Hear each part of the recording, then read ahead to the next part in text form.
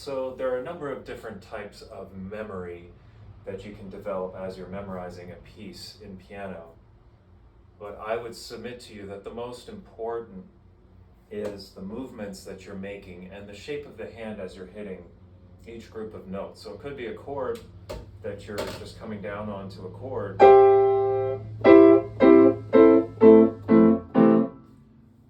Knowing each shape of the hand and actually the movement of the arm as you release and pick up and place for the next chord.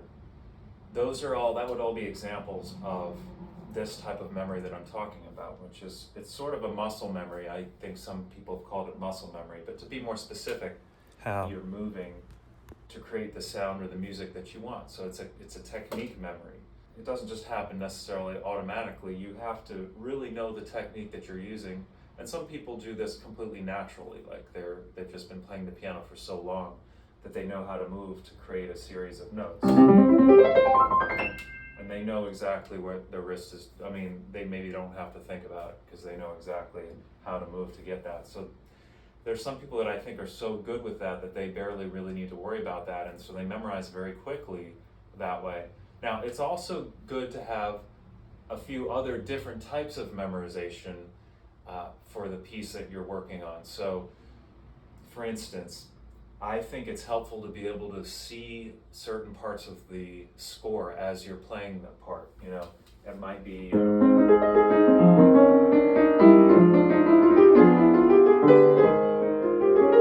being able to, in your mind, see the score with the notes, pretty much all the notes, but also the dynamic markings and the tempos and all the markings, phrasing. Okay, so to be able to have that visual of the score, just you've studied the score. It could be playing through the score slowly, looking at it, studying it very carefully, and remembering what it says.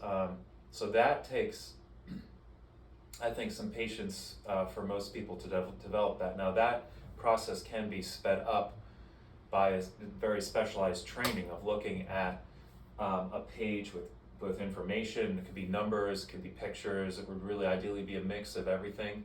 And then being able to just look at that paper for a very short period and then write down what things you remember. And you'll get better and better at that as you do that exercise. You'll also get faster.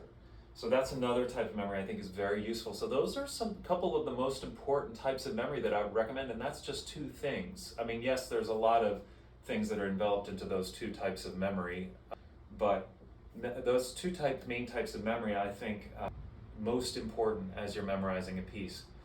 Now, there's a couple other different forms of memory that I'll get to here. If you like this content, though, please take the time and subscribe. I will be putting out more videos that are just giving you a lot of free advice from somebody that's been studying the piano for close to 40 years now in a serious manner. A lot of things I had to learn the hard way.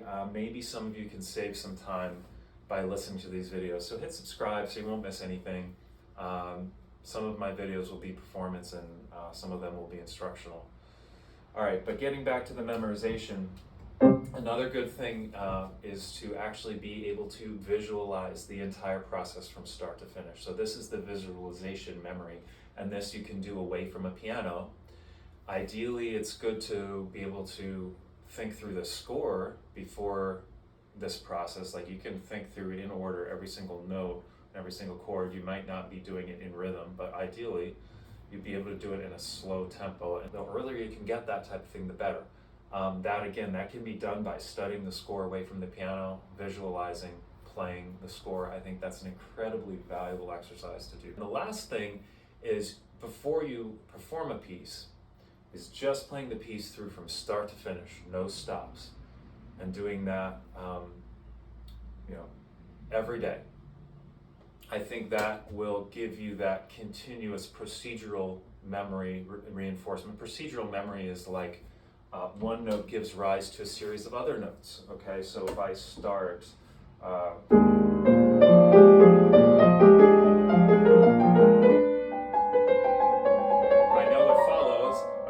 Because I have a procedural memory, not necessarily because I can tell you, oh, I just played an E flat, next is going to be an F. Well, not necessarily. I couldn't necessarily do that. but I can tell you, given like a context of 5 notes, what the next note is going to be. So that procedural memory, it's like a series of dominoes, that one domino causes another to fall in the next memory, and so on. And feel where the next note is going to be. So part of that is also the muscle memory, I think, ties into that procedural memory aspect. But it's different to start at the beginning and go to the end. You don't just have sections memorized, you have done this entire piece. I think those are 4 main points that are really important to remember while memorizing a piece. So like this video if some of this advice helped you out, if it gave you new ideas, comment please. I'm sure some of you already know a lot of this already, and let me know if this is helpful for you. All right, thanks, and see you in the next video.